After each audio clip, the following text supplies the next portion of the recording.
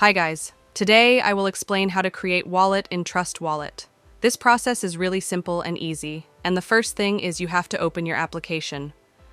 Once it will be open, this one is the home page of my Trust Wallet. Like we want to create a new wallet. So therefore, I need to click on the setting icon, which is on the left top.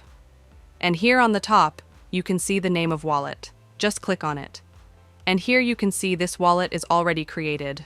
Now, in order to create a new wallet, what you have to do is take a look on the right top. You can see a plus icon. Just click on it. And there are a few more options. This one is Create New Wallet, and this one is an existing wallet. If you have your previous wallet and you know all key phrase, then click on this option and import your previous phrase. Then you can recover your wallet.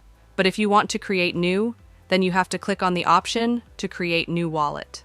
Now, here are two options of secret phrase and Swift. So choose what you want, just for showing you. I will choose this option, secret phrase. And here are two options.